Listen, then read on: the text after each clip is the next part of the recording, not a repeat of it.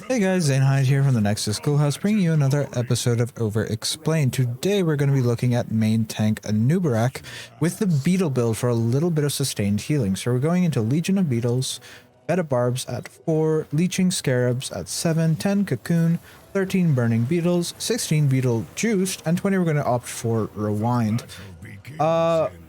This is a build that has a surprising amount of sustain healing. You can kind of go to a lane and heal back half your bar in about 20 seconds. It's actually got a very fair amount of sustained healing, and it really pairs nicely with a solo Uther support that isn't going to be able to necessarily sustain us up, but is going to be able to prevent the big burst damage from happening. Now, we are paired with a Kerrigan as well as a Zul'jin this game. A lot of what I do this game is going to be designed around setting up my Kerrigan, enabling her combo, ensuring that she's able to hit big fat combos, so we really just need to hit our CC as best as we can. I'm going to step up here on the first minion wave for the Globe, and also because I'm looking for a combo potentially just off of the side here. We find the combo with the Uther E into the Kerrigan stun, and then I'm going to E forward and find a 3-man interrupt. And we're going to find 2 heroes killed straight away. Fantastic start for us. Things are going well. This is basically going to be the story of this game, is myself and this Kerrigan are just going to roam together and pretty much execute everything we see. It's going to be pretty stompy, and it's going to be a relatively quick game. But it does showcase how powerful Anub'arak's CC is. Any tank with 2 pieces of CC can be debatably twice as much as a normal tank like a Muradin, who pretty much just has his Q and heavy impact, if you opt to talent into it, can act as a CC. Here's why I make a pretty scary face check. There was no tank in that bush, so it was actually safe. But there was a white man kind of just sitting there staring at me, giving the enemy team vision of me. And ideally, you don't face check and get spotted. And if you are face checking, you want to do it at such a time that you have your team behind you and not across the screen away from you on a mercenary camp. We are going to invade bottom side here and just dive onto the enemy backline. I do miss everything, but I get the Hanzo with my Q. Even if I don't hit the E, hitting with the Q is generally good enough. And we do find the execution onto the Hanzo. Game is going fantastic for us so far. We're up 3 kills. We're up a full level in EXP from those 3 kills. And we're just able to casually push out all of our lanes. I'm just going to fast forward just a little bit here to get to the more interesting bits. So again, here I'm just managing vision, trying to rotate in such a way that the enemy team can't see me. Here I'm just going to E directly onto the point, no E onto the white main, and stun the white main so as to prevent her from healing her teammates. Big brain play right there. Unfortunately, my entire team dies anyway. We're not quite able to win that skirmish. Maybe could have won if we'd focused on the DPS instead of the white main, who's to say? But we do end up going down there on 2 heroes, both Zul'jin and Uther end up dying, unfortunately. Not the end of the world, though. And right here we see another distinct feature of Beta Barbs at 4. It actually gives you a reasonable amount of wave clear. And you don't really get wave clear on Anub'arak until 13 when you get the Burning Beetles, and you have that AoE Burning Rage. So it's nice that we do have that little itty-bitty advantage in the early game. I do try to dive here, but I don't really find anything. I really need Underking to make E's like that work better, but as it is, I'm using most of my E's at maximum range anyway, for the element of surprise when coming in out of vision. I was debating going on the Gul'dan here, but I don't have any DPS I can follow up. I really want to go on this Gul'dan, but again, if my DPS can't follow up, there's no point standing something. My team's just going to run away here because they do have the multiple bomb explosion coming in from the D.Va that's going to zone them pretty hard. I do end up tossing out my double stuns kind of wastefully. I definitely could have played that better. I think I was feeling a little bit antsy with the fact that I had such perfect targets right in front of me and I just wasn't using them. We do find the nice 4-man stun off of the Q right there and a big slow onto Muradin, just going to cripple his mobility. Right here we pick up our 7. That's going to cause our Beetles to heal us for 17 HP every time they auto attack. Considering that you generate a beetle pretty easy every time you press your buttons, and also just one every 8 seconds, or sorry, 11 seconds, this is a pretty fantastic place to be in. And you can see that healing really easily healed me up when I was missing about a fourth of my bar. It took about 15 seconds to heal me right on up to full. So it's really good for topping you off. And if you have a long amount of time you can wait, here's another nice use of Beta Barbs, is that you can use it to control vision on the ground right there. You saw that Beta Barbs right here, and it just gives you vision of everything down there, which is always nice. I do find the stun onto the Zul right here, I find the second stun as well. We are going to miss the combo on the Kerrigan, but it doesn't matter because we're going to kill him anyway. At this point in time, things are going great. I do manage to find a 3-man E onto the enemy heroes into an immediate 2-man combo from the Kerrigan. Fantastic. And right here, I was just experimenting with how much healing I actually get from this build. So I was like, okay, I'm at 240 HP. How much healing can I get if I just make a lot of beetles? And the answer is a reasonable amount of healing. Again, this is more for topping you off than it is to sustain your entire bar. But it wasn't a terrible amount of healing throughput when I did have those 3 beetles auto-attacking consistently. And I really did like trying this build out and kind of seeing how it went. I believe this is the highest win rate in Masters right now as well. So it's definitely not a build to take lightly, although it does end up going for Hive Master at 20, which I very firmly disagree with. I really think Rewind is not replaceable on Anub'arak. It's just too powerful. If EDC had a button that says you can now power slide again, you probably take that every time. And I guess it kind of has that with the Mosh Pit upgrade, but tomato, tomato. Right here, we're just looking to clear out. And here's another thing you can do with Anub'arak. You can cocoon a target and then set up your team around the target in a nice big circle and just try to kill it. We do cancel the Zul's ultimate right there. Right by accident, but fortunate that it happened.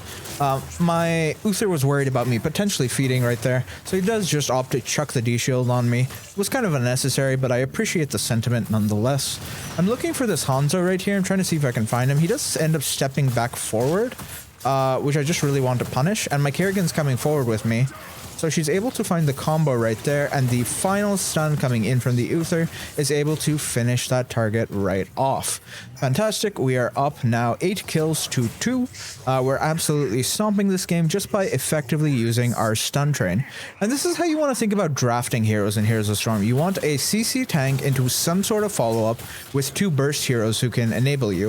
If you go look at Dignitas's draft, quite literally every draft they did except Tyrael main tank was this. Stun tank into follow-up CC like a Malfruit or a Stukov Slow, and then 2 burst heroes follow up on that. And they would just execute their simple CC train over and over and over again in hundreds of permutations. It's really important that you get used to this pattern because this is kind of the fundamental thing you want to be doing in competitive play. Right here, by the way, if you press the Q on the hero and the Q comes out beneath the hero, it will still enable the stun to happen right away when the hero spawns. That's a little bit of tech you can use to throw the Q out a little bit earlier before the cocoon happens to guarantee that there's no chance of you missing the stun. It's also something nice you can do for like time stop abilities when you want to follow up on those just perfectly. You can throw out the impale just a little bit before the time stop goes off, and the stun hitbox will still be there by the time your time stop wears off and the target starts to exist again. We do find a nice dismount stun right there, but a barbs. It was kind of unnecessary, kind of pointless.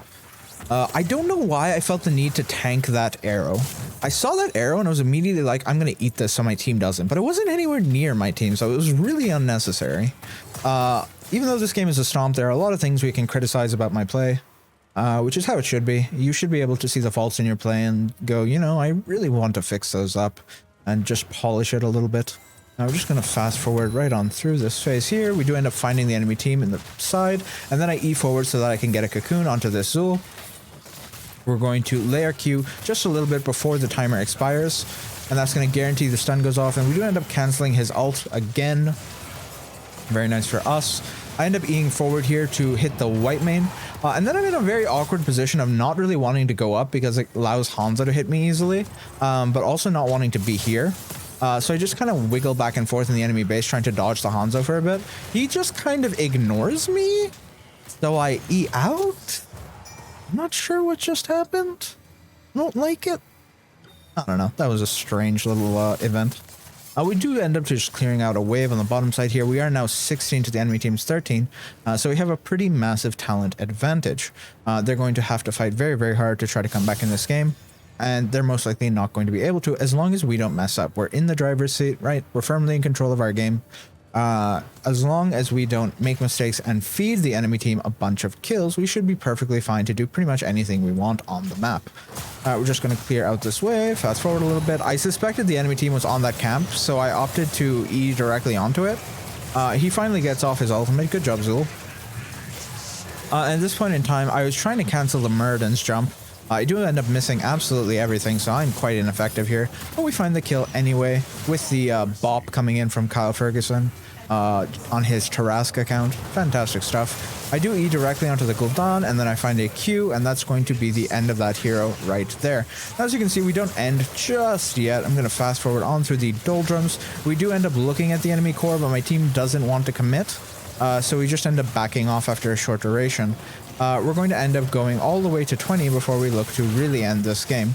I escort my team right on out of here, and then we're going to head upwards towards the shrine. I'm just holding vision of this bush right here because I want to be on the flank of the enemy team and just control their space. At this point in time, I opt to wrap the enemy white mane just to create some space and time and allow my team to steal more monkeys. And then I find a stun onto the Muradin, and then I use my E to cancel the root that was coming out from the the Zul. As well as to interrupt his ultimate. Completely calculated. I definitely meant to do that. Definitely wasn't pure dumb luck that that happened. I do end up chasing a little bit here, trying to find the enemy heroes on the tail end of the retreat. I'm not going to be able to kill Gul'dan here because he's just going to be able to suck.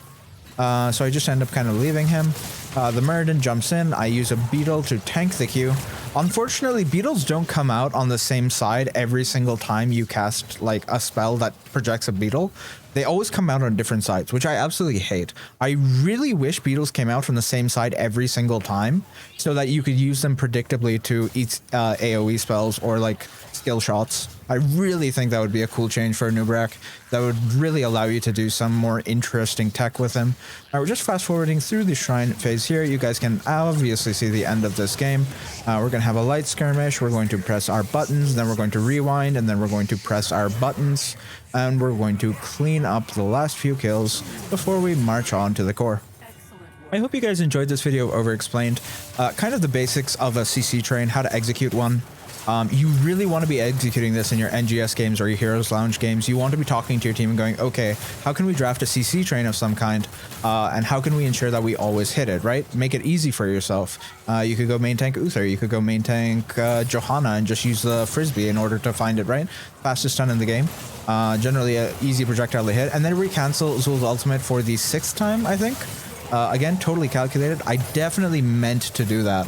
It wasn't pure dumb luck or anything like that. It was a calculated maneuver by a professional player. I hope you guys enjoyed this video. Take care, guys, and we'll see you in the Nexus.